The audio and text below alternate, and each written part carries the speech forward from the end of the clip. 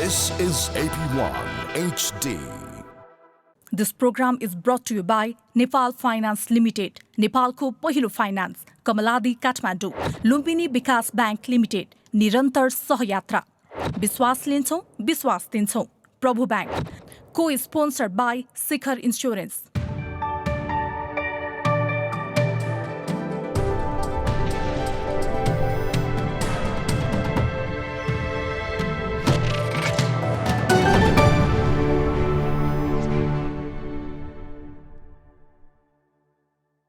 नमस्कार, कार्यक्रम एपी मञ्चमा यहाँलाई हार्दिक स्वागत छ।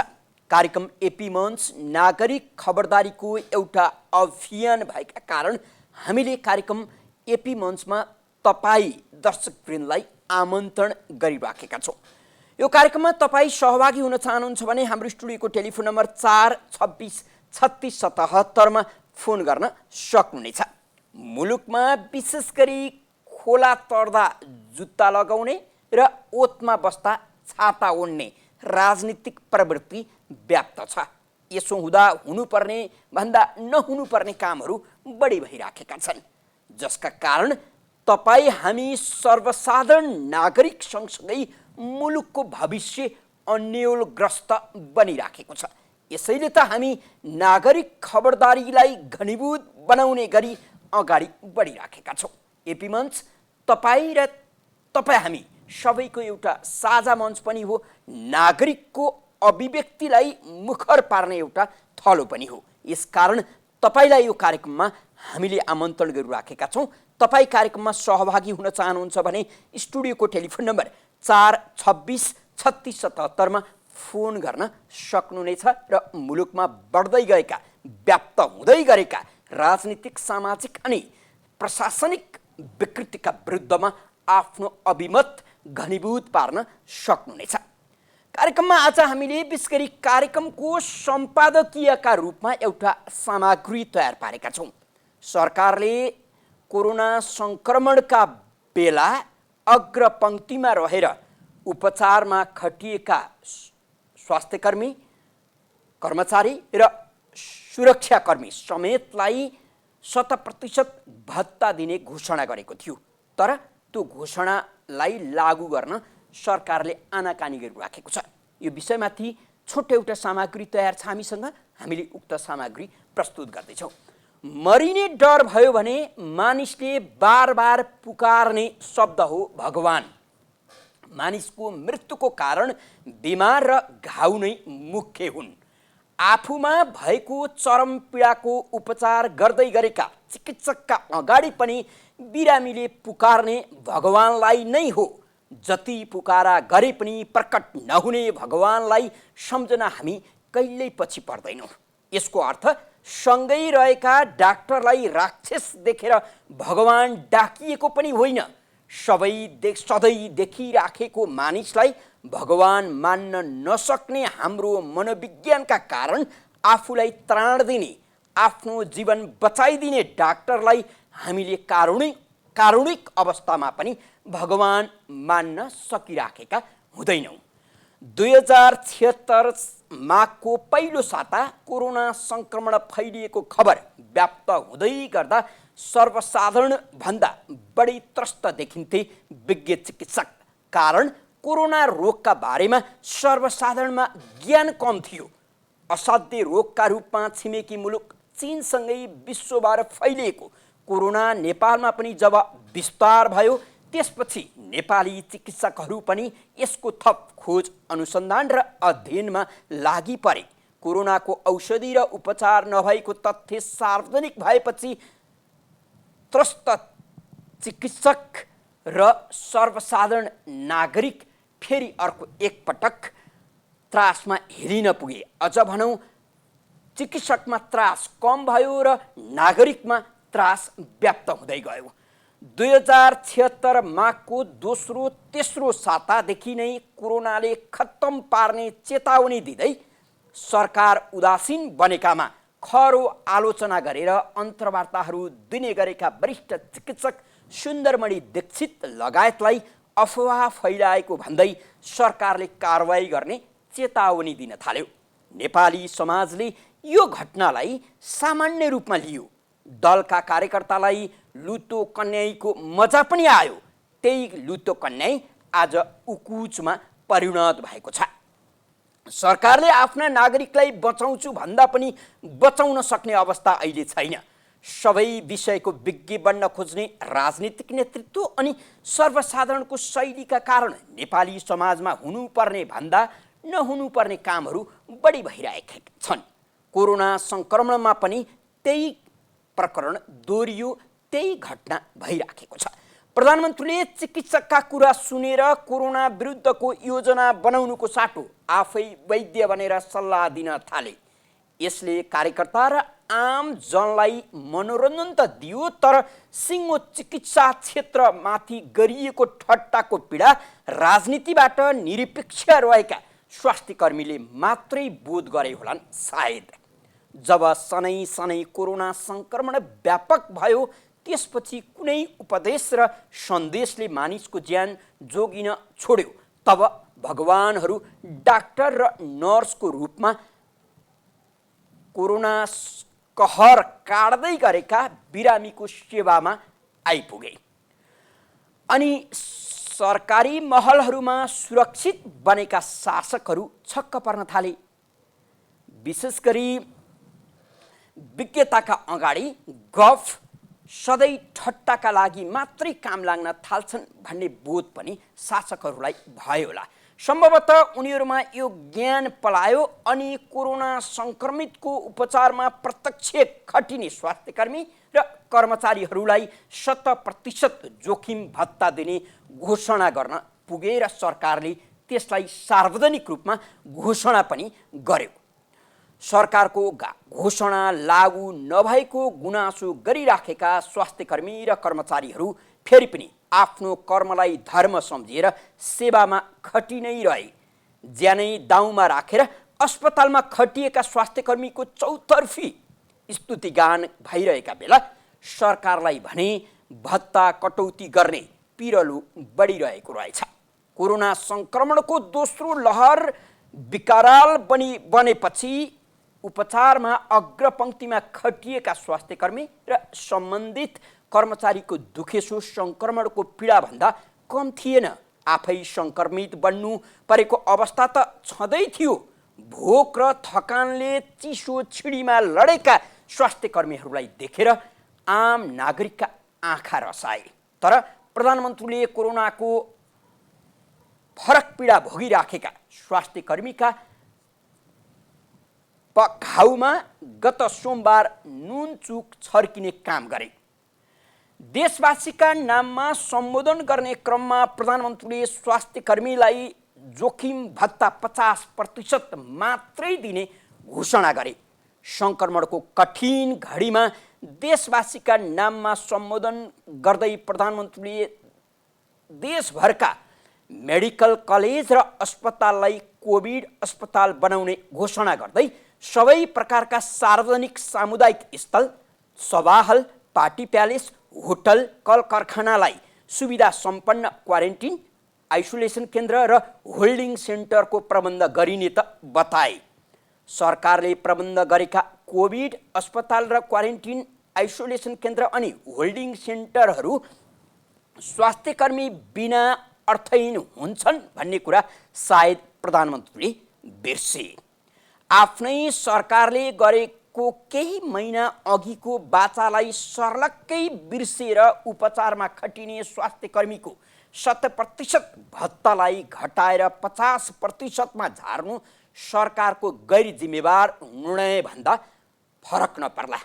मुलुकभर कोरोना सङ्क्रमणले उग्र रूप लिएको र सङ्क्रमण वृद्ध स्वास्थ्यकर्मीले ज्यान जोखिममा राख्दै उपचारमा खटिएका बेला यसअघि सरकारले दिने भनेको भत्ता घटाएर 50%मा झार्नुले स्वास्थ्यकर्मीको मनोबल घटाएको मात्रै छैन कि उनीहरूमाथि चरम अपमान गरेको पनि देखिन्छ। विषम परिस्थितिमा प्रधानमन्त्रीले सम्बोधन गर्दा जोखिम मोल्नेहरूको मनोबल बढाउने ढङ्गका सेवा सुविधा घोषणा गर्नुको साटो दिएको सेवा खोसेर सरकारले जग हँसाएको छ। सिङ्गो देशलाई स्तब्ध पनि बनाएको छ।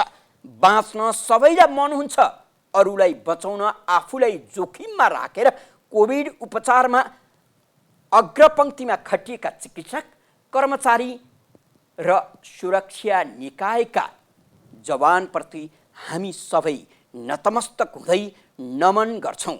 सबैले उहाँहरूप्रति नमन गरौँ।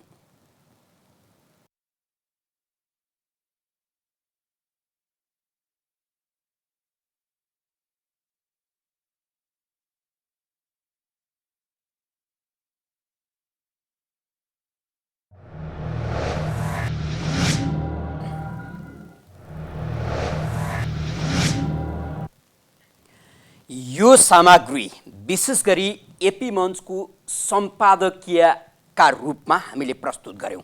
यो सम्पादकीय ती व्यक्ति जो भगवानको रूप धारण गरेर आम सर्वसाधारण नागरिकलाई बचाउनका लागि अस्पतालहरूमा खटिए, स्वास्थ्यकर्मी, सुरक्षा निकायका जवानहरू र कर्मचारी, जसले आफ्नो जीवनलाई पटक्कै ख्याल नगर्दै अरूको जीवन बचाउनका लागि रातो दिन कर्मस्थलमा खटिए। उनीहरूलाई पनि बाँच्न मन थियो, तर फेरि पनि मृत्युसँग डराएनन् र सर्वसाधारण नागरिकलाई बचाउन खोजे। यो बेला उनीहरूलाई नमन गरेर मात्रै पुग्दैन, उनीहरूको सेवा सुविधा र उनीहरूको सुरक्षाको प्रबन्ध गर्न पनि सरकार उत्तिकै अग्रसर हुन जरुरी छ।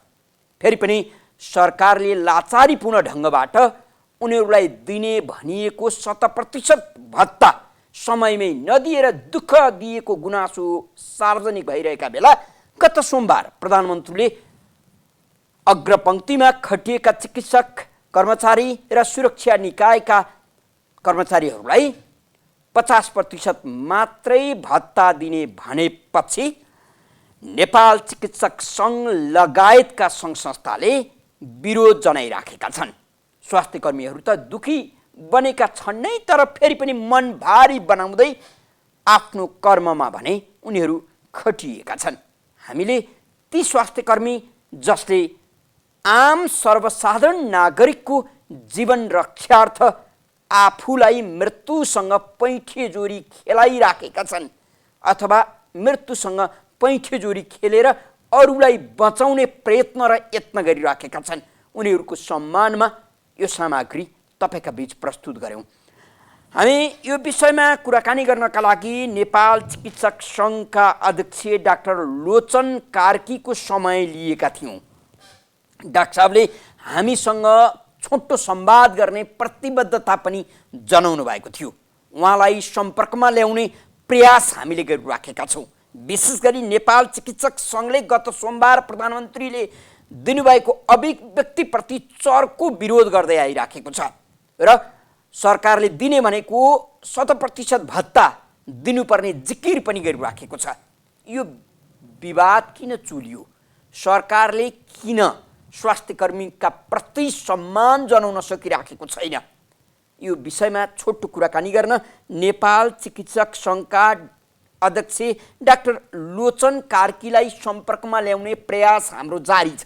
उहाँले हामीलाई समय दिनुभएको थियो, सम्पर्कमा अझै आउनुभएको छैन। अहिलेलाई भने हामी कार्यक्रममा छोटो व्यावसायिक विश्राम लिन्छौँ र त्यसपछि यस्तै अर्को महत्त्वपूर्ण विषयका साथमा उपस्थित हुनेछौँ।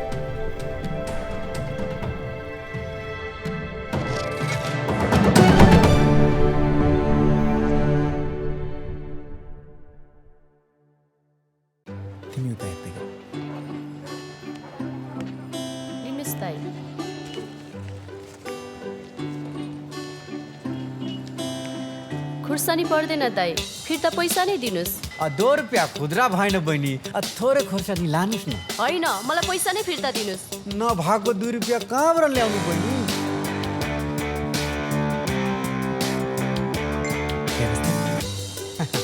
2 रुपियाँको लागि किन रिसाउनु?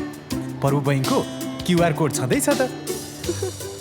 स्मार्ट मान्छे, स्मार्ट तरिका। प्रभु बैंकको mobile banking. Prabhu Bank, a reason for your success. शिखर स्वास्थ्य बीमा 1000 भन्दा बढी प्रकारका रोगहरूको उपचार खर्च समेटिएको, बिना झन्झट, 100% भुक्तानी र नगद रहित उपचार।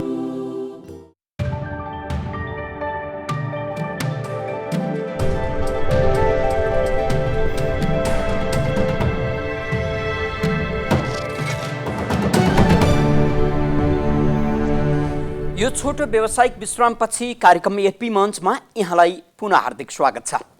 कार्यक्रम एपी मञ्चमा हामीले ती स्वास्थ्यकर्मी जसले आफ्नो जीवनको प्रवाह नगरी सर्वसाधारणको जीवनको रक्षार्थ सर्वसाधारणको जीवन बचाउनका लागि कार्यक्षेत्रमा खटिए, उनीहरूमाथि सरकारले दिने भनेको 100% भत्ता नदिएर अन्याय गरिराखेको छ।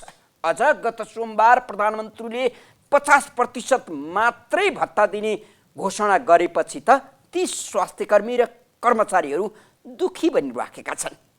सरकारले किन यसो गर्यो?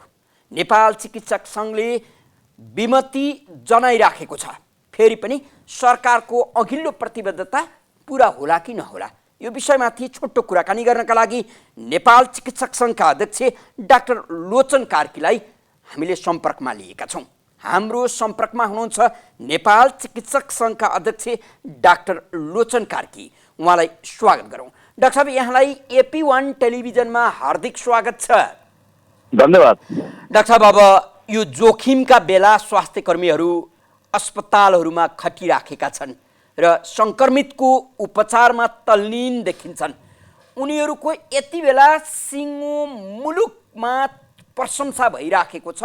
फेरि पनि सरकारले अग्रपङ्क्तिमा खटिएका स्वास्थ्यकर्मीहरूलाई 100% भत्ता दिने भनेकोलाई घटाएर अहिले 50% दिने भन्यो भनेर तपाईँहरूले गुनासो गर्नुभएको छ, तपाईँहरूले विरोध गर्नुभएको छ।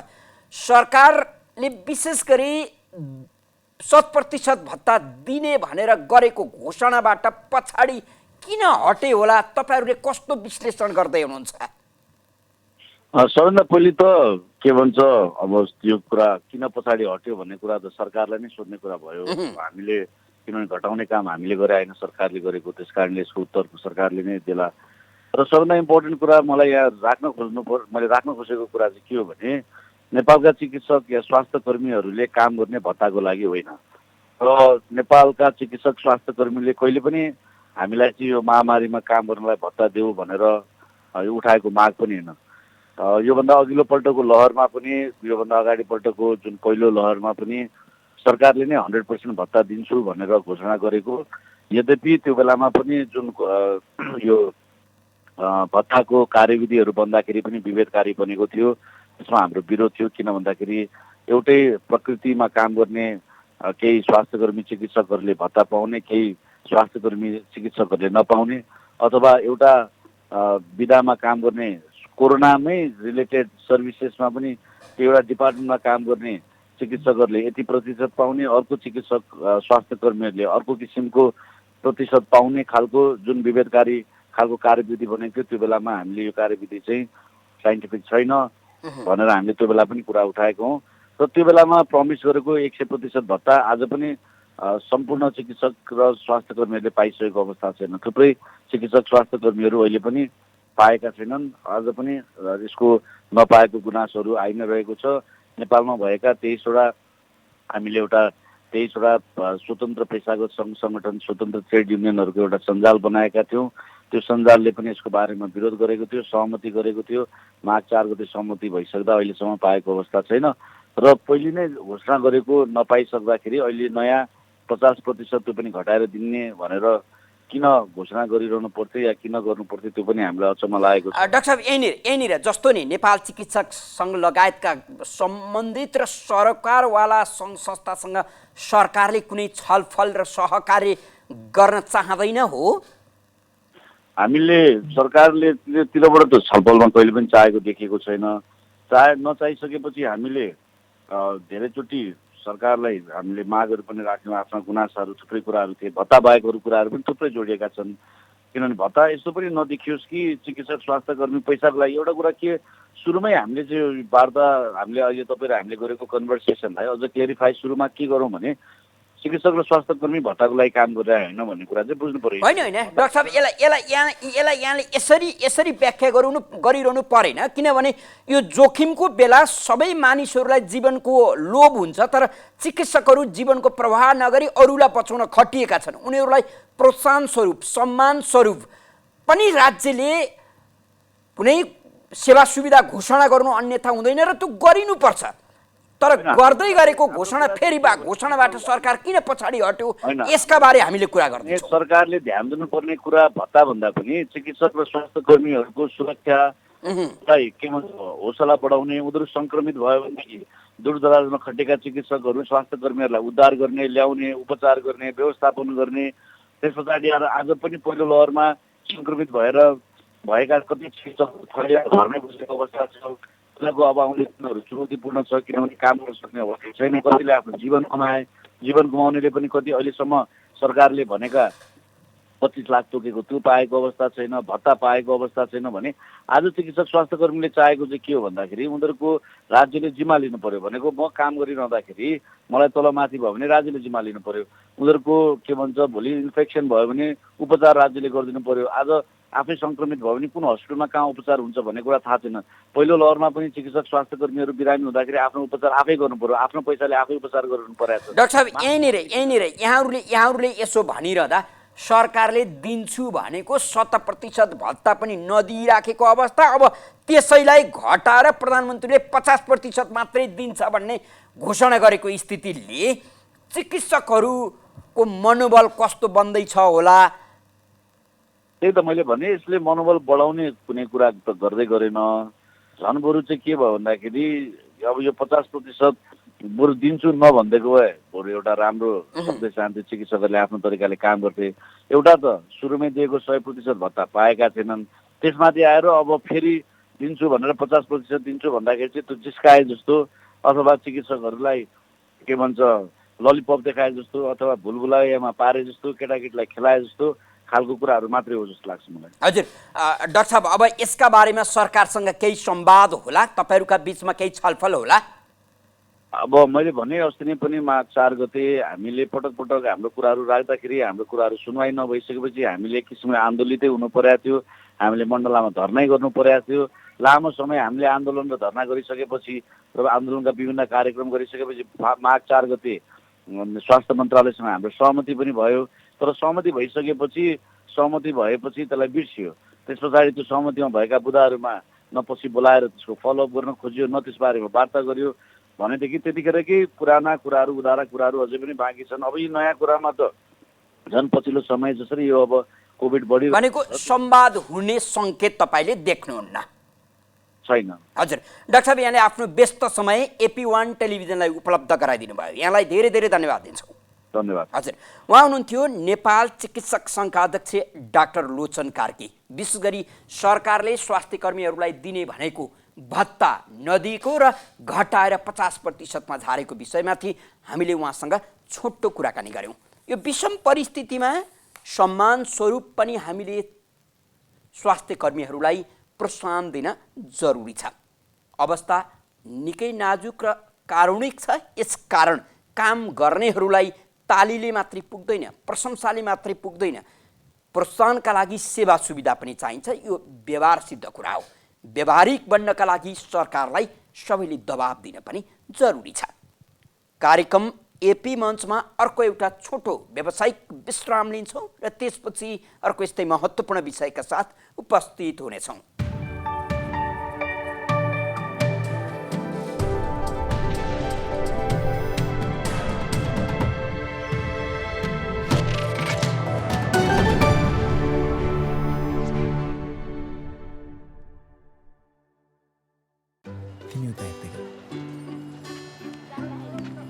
लिनुहोस् दाइ।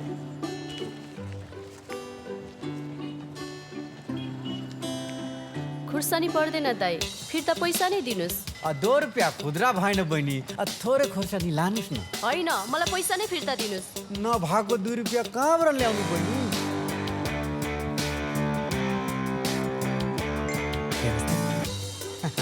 2 रुपियाँको लागि किन रिसाउनु? प्रभु बैङ्कको QR कोड छँदैछ त। स्मार्ट मान्छे स्मार्ट तरिका, प्रभु बैङ्कको mobile banking. Prabhu Bank, a reason for your success. शिखर स्वास्थ्य बीमा 1000 भन्दा बढी प्रकारका रोगहरूको उपचार खर्च समेटिएको, बिना झन्झट 100% भुक्तानी र नगद रहित उपचार।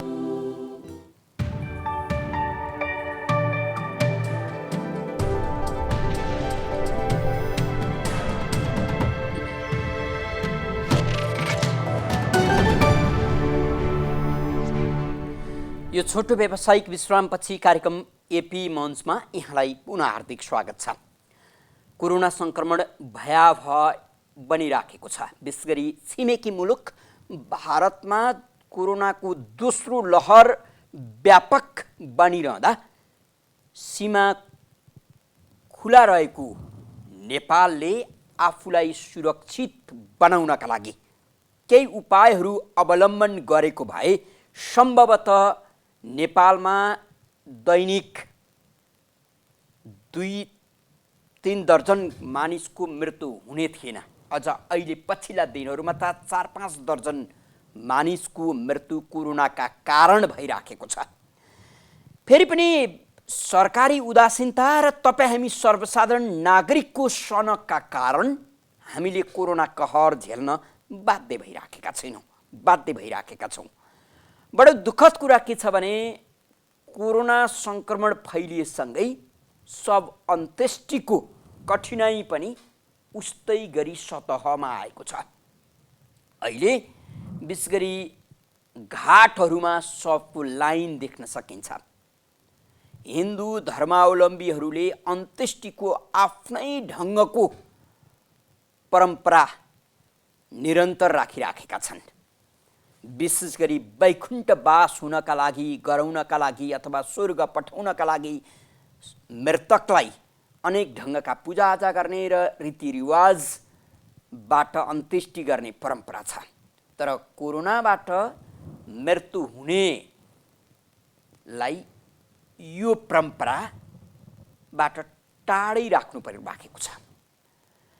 विशेष गरी कोरोनाबाट मृत्युवरण गरेका व्यक्तिहरूको शव दहन गर्न, अन्त्य गर्नका लागि सरकारले नेपाली सेनाको एउटा व्यवस्थापन समिति नै बनाएको छ। उक्त समितिले त्यस्ता मृतकको अन्त्येष्टि गर्ने गर्छ। दुःखद कुरा त के भने हामीले महाप्रस्थानमा रहेका आफन्तहरूलाई अन्तिम विदाई गर्न पनि पाउँदैनौँ। यो भनेको कोरोना सङ्क्रमण सामान्य होइन भन्ने सन्देश तपाईँ हामीले ग्रहण गर्नु पनि हो। प्राकृतिक विपतलाई सामान्य ठान्ने र यो कहीँ कतैको सुनियोजित षड्यन्त्र हो भनेर अफवाह फैलाउने काम तपाईँ हामीले गरिराखेका छौँ भने यो पनि आत्मघाती कर्म हो। विश्वलाई काबुमा राखेर तर्साइराखेको कोरोना कति बलशाली छ र कति क्रूर छ भन्ने कुरा त हामीले आफन्त गुमाइरहँदा उनीहरूलाई अन्तिम विदाई गर्न पाइराखेका छैनौँ। पशुपति आर्यघाट लगायतका घाटहरूमा पुग्नुपर्छ। त्यहाँको कारुणिक दृश्यले तपाईँ हाम्रो मन, मुटु र मस्तिष्क काप्छ।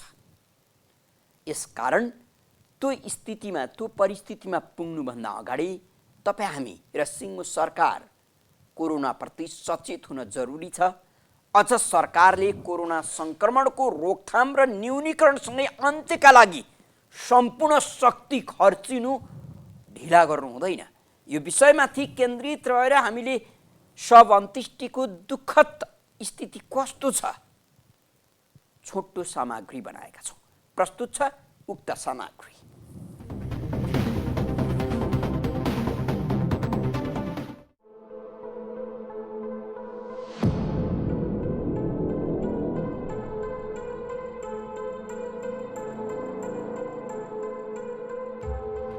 नेपालको दक्षिणी छिमेकी मुलुक भारत, जससँग खुला सीमा भएका कारण आवाज जहाजमा कुनै रोकटोक छैन।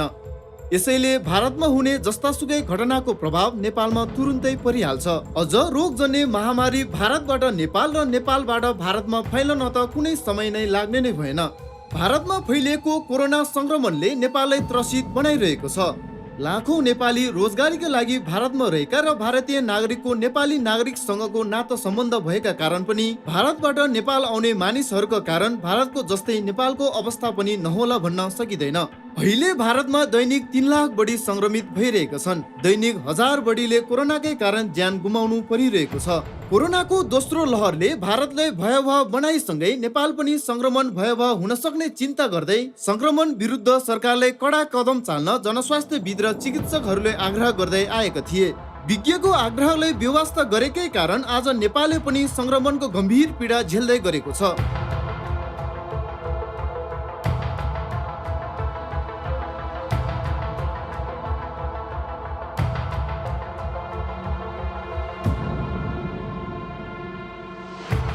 पशुपति आर्यघाटमा लस्करै जलाउँदै गरिएका यी शवहरू कोरोना संक्रमणकै कारण ज्यान गुमाएका नेपालीहरूको हो। पशुपतिमा रहेका 2वटा विद्युतीय शव गृहमध्ये एउटा बिग्रिएको छ। अहिले संक्रमणका कारण मृत्यु भएकाहरूको शव चाप बढेपछि आर्यघाट नजिक बागमती खोला किनारामा नेपाली सेनाले शव जलाउँदै आएका छन्। नदी किनारमा यी शव राख्न ठिक्क बनाइएका चित्ता देख्दा कोरोना संक्रमण दिन प्रतिदिन भयावह बन्दैछ भन्ने कुराको अनुमान लगाउन गाह्रो पर्दैन।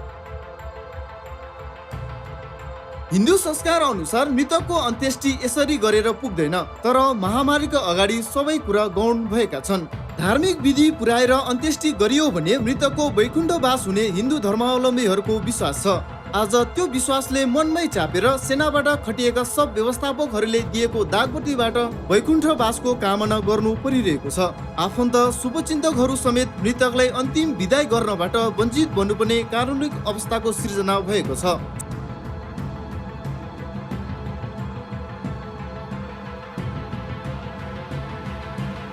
झण्डै 1 वर्ष लामो कोरोना कहर काटेको नेपालले कोरोना संक्रमणको दोस्रो लहर देखा पर्नासाथ संक्रमणका विरुद्ध सचेत बन्न सकेको भए आजको अवस्था पक्कै पनि आउने थिएन। तर सरकारले कोरोना चासो भन्दा सत्ता चासो बढी भयो।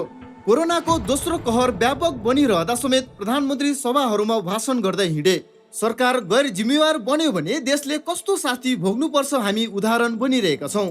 आज अस्पतालहरूमा कोरोनाको बिरामीलाई उपचार गर्ने ठाउँ छैन। अक्सिजन सिलिन्डरको अभाव छ। मानिसहरू उपचार नपाएर मर्नुपर्ने अवस्था छ। समयमै सचेत नबन्ने हो भने यो भन्दा विकराल अवस्था सृजना हुन सक्छ। अझ दुःखको कुरा त एकातिर महामारीले दिनदिनै जनताको ज्यान गइरहेको छ, यता सरकार सत्ता टिकाउन अनेकन दाउपेचमा लिप्त छ। यही विषम परिस्थितिमा दलहरू सत्ता व्यापारको गौडा कुरेर बसिरहेका छन्।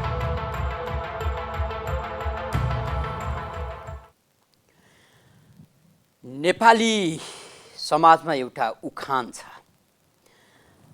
जुनले बिस्कुन सुक्दैन। यस्तै भाषणले व्यवहार चल्दैन। भाषण त अब नेपाली नागरिकका लागि गोहीका आँसु जस्तै बनेका छन्। हामीले धेरै सुन्यौँ नेताहरूको भाषण, नेताहरूका आश्वासन। अझ अहिले कोरोनाले देश त्रस्त बनेका बेला सत्ता छिनाझम्टीका लागि नेताहरूको दौडधुपले त राजनीतिप्रतिको विश्वास दिन प्रतिदिन खस्कँदो छ। यो बेला सत्ता राजनीति होइन, कोरोना विरुद्धको लडाइँका लागि सत्तापक्षी र विपक्षी एक ठाउँमा उभिएर गम्भीर निर्णयहरू गर्न सक्नु पर्थ्यो। तर त्यसो भइराखेको छैन। मानिसहरू दिन प्रतिदिन मर्नेको सङ्ख्या बढोत्तरी भइराखेको छ। तर सत्ता टिकाउनका लागि र सत्तामा जानका लागि जुन किसिमको छिनाझपटी देखिएको छ, यसले राजनीतिप्रतिको निराशा झन प्रति झन व्याप्त हुँदैछ। हामी तपाईँ दर्शकवृन्दसँग पनि यस्तै विषयमाथि कुराकानी गर्न चाहन्छौँ। हामीले तपाईँलाई बार बार आमन्त्रण गरिराखेका छौँ। 4263677 फोन गर्न सक्नुहुनेछ। यति बेला पनि कोही दर्शक हुनुहुन्छ टेलिफोन सम्पर्कमा, उहाँलाई स्वागत गरौँ। कहाँबाट को बोल्दै हुनुहुन्छ? नमस्कार, एपी मञ्च का यहाँ चाहिँ कार्यक्रम सञ्चालक मित्रलाई म धनगढीदेखि गणेश भण्डारी बोल्दैछु। गणेश भण्डारीजी, भन्नुहोस् त गणेशजी। यहाँको कार्यक्रम निरन्तर जो यहाँको चाहिँ यो कार्यक्रम बुधबार र आइतबार चाहिँ जुन 8 बजेदेखि सञ्चालन हुन्छ, म निरन्तर चाहिँ म हेरिरहेको छु। धन्यवाद। जनताहरूका चाहिँ जल्दाबल्दा समस्याहरू र आवाजविहीनहरूका चाहिँ आवाज बनेर यहाँले चाहिँ जुन एपी मञ्चद्वारा चाहिँ जुन किसिमको सरकारलाई चाहिँ र सम्बन्धित निकायलाई झकझक्याउने कार्य चाहिँ जुन गर्नुभएको छ, त्यो अत्यन्तै यो आम सर्वसाधारण जनता जसको चाहिँ सूचनामा पहुँच छैन, जसको चाहिँ प्रशासनमा पहुँच छैन, जसको न्यायमा पहुँच छैन, त्यस्ता जनताहरूको आवाजलाई यहाँले चाहिँ यसरी लगेर गएर चाहिँ सम्बन्धित निकाय सम्मेलनलाई झकझक्याउने कार्य गर्नुभएको छ, जसका लागि चाहिँ आम नागरिकको तर्फबाट चाहिँ यहाँलाई भण्डारज्यू, यहाँलाई धेरै धेरै धन्यवाद दिन्छौँ। तपाईँ जस्तै दर्शकका कारण पनि हामी अझ अगाडि बढ्नेछौँ। पक्कै पनि हामीले आवाजविहीनको आवाज उत्खनन गर्ने प्रयास जारी राख्नेछौँ। टेलिफोन सम्पर्कमा आउन चाहनुहुन्छ भने स्टुडियोको टेलिफोन नम्बर 426 3677 हो। हामीले तपाईको सहभागिता र तपाईको आवाजलाई मुखर पार्ने र सम्बन्धित निकायसम्म तपाईको आवाजको शक्तिलाई सतहमा ल्याउने अथवा सम्बन्धित निकायका ढोकासम्म पुर्याउने प्रयत्न गरिराखेका छौँ। जबसम्म नागरिकले खबरदारी गर्न सक्दैनौँ तबसम्म राजनीतिक लाचारी यस्तै रहनेछ। यसकारण पनि तपाईँ हामीले खबरदारी गर्नका लागि अल्छी गर्नु हुँदैन। मुलुकमा देश र नागरिकप्रति समर्पित दल र नेतृत्व निर्माण गर्ने जिम्मेवारी तपाईँ हाम्रै हो। नेतृत्वलाई गाली गरेर मात्रै पनि हुँदैन, तर खबरदारी गर्नका लागि पछि पर्यौँ र चुक्यौँ भने नेतृत्व सुध्रन्छ भन्ने कुरा कल्पनामा मात्रै सीमित हुनेछ। टेलिफोन सम्पर्कमा कोही दर्शक हुनुहुन्छ, उहाँलाई स्वागत गरौँ। कहाँबाट को बोल्दै हुनुहुन्छ? हेलो हजुर भन्नुहोस् त। हजुर म अमर खड्का। अमर खड्काजी भन्नुहोस् त। अमरजी अमरजी अमर खड्का हामीसँग सम्पर्कमा हुनुहुन्थ्यो, उहाँसँगको सम्पर्क विच्छेद भएको छ। मुलुकमा व्याप्त राजनीतिक उदासीनता, सामाजिक विकृति र प्रशासनिक भ्रष्टाचार अथवा भ्रष्टीकरण बन्दै गएको सिङ्गो संयन्त्रमाथि खबरदारी गर्नु र नागरिक सर्वसत्तालाई स्थापित गर्नु अथवा नागरिक सर्वोच्चतालाई स्थापित गर्नु कार्यक्रमको मुख्य ध्येय रहेको छ। त्यसकारण पनि हामीले तपाईँलाई कार्यक्रममा आमन्त्रण गरिराखेका छौँ। टेलिफोन सम्पर्कमा कोही दर्शक हुनुहुन्थ्यो, प्राविधिक कारणवश उहाँसँगको सम्पर्क टुटेको छ। कार्यक्रम एपी मञ्चको आजका लागि निर्धारित समय सकिसकेको छ, तर फेरि पनि कोही दर्शक आउनुभएको सङ्केत साथीहरूले गरिरहनु भएको छ। कार्यक्रमबाट छुट्टिनु अघि एकजना दर्शकसँग छोटो कुराकानी गर्छौँ। कहाँबाट को बोल्दै हुनुहुन्छ? म यहाँ गल्फुटारबाट। को बोल्नुभयो? मेरो नाम लीला दियाली हो। एउटा कुरा के भन्न मन लाग्छ नि, तपाईँको यो कार्यक्रम हेर्दै गरिरहेको छु मैले। के भने यो जुन अहिले हामीले कोरोनाबाट जति पनि मृत्यु भइरहनु भएको छ नि हाम्रो नेपालीहरू, त्यो मान्छेहरूलाई यो पोल्ने क्रममा अब गाड्ने सिस्टम बेग्लै भइहाल्यो। पोल्ने सिस्टममा चाहिँ मलाई यो चित्त बुझेन। यो दाउरा त म्याक्सिमम लाग्छ। अब त्यो पिपिई लगाएको मान्छे तीको ती आगो लाग्दाखेरि उसलाई नै आगोले टिप्ला भन्ने डर एक त त्यो। अर्को कुरा त्यो सब जलाउने मेसिन छ नि, जुन हाम्रो मेसिन राखेको छ इलेक्ट्रोनिक, त्यो मेसिन 74 सालमा पनि त्यो बिग्रेको थियो, अहिले पनि बिग्रेको भनेको छ। एउटा मात्र चलाइरहेछ। यो चाहिँ के हो, बजेटको लागि मात्र हालेर पछि चाहिँ नगरेको जस्तो छ। त्यो चाहिँ निगरानी गर्नु पर्यो जस्तो। हजुर, यहाँलाई धन्यवाद दिन्छु। विनयजी, अत्यन्तै महत्त्वपूर्ण विषय उठान गरिदिनु भएको छ। हामीसँग विद्युतीय सावधान गृह छन्, तर फेरि पनि सधैँ बिग्रन्छन्। स्थापना गरेको केही समयमै 2-3 महिनासम्म बिग्रिएको सम्झना गरौँ, अहिले पनि बिग्रिएको छ भनिएको छ। बडो गजबको संयन्त्र छ हामीसँग कि किन जडान गरिएका उपकरणहरू समयभन्दा छिटो बिग्रन्छन् र बिग्रिएपछि किन बनाइँदैन? सामान्य घरमा त केही त्यस्ता चिजहरू बिग्रियो भने हामीले समयमै बनाउँछौँ। सिङ्गो सरकारी संयन्त्रले स्थापना गरेका उपकरणहरू बिग्रिँदा महिनौँ दिन लाग्ने बनाउनका लागि यो सब दहन गृह मात्रै होइन, अन्यका घटना, अन्य क्षेत्रका घटना पनि यस्तै छन्। पक्कै पनि मिनाजीले भनेको जस्तो जलाउने गरिरहँदा दाउराको धेरै ठुलो खपत हुने, प्रदूषण पनि बढ्ने, अझ सबको अन्त्येष्टि गर्दै गरेका व्यक्तिहरूलाई जोखिम पनि हुने। यसकारण हामीसँग आधुनिक उपकरणहरू हुँदाहुँदै त्यसलाई बिगारेर किन राखिराखेका छौँ? के अभिष्ट छ त्यसमा? यो विषयमाथि निगरानी राख्नुपर्छ भन्ने जोड दिँदै हुनुहुन्थ्यो उहाँले। कार्यक्रम एपी मञ्चको आजका लागि भने निर्धारित समय सकिसकेको छ। कार्यक्रम हेरेर अनि कार्यक्रममा आफ्नो सहभागिता जनाइदिएर साथ दिनुहुने तमाम दर्शकवृन्दलाई धेरै धेरै धन्यवाद दिँदै कार्यक्रमबाट बिदा हुन्छौँ। जय नागरिक।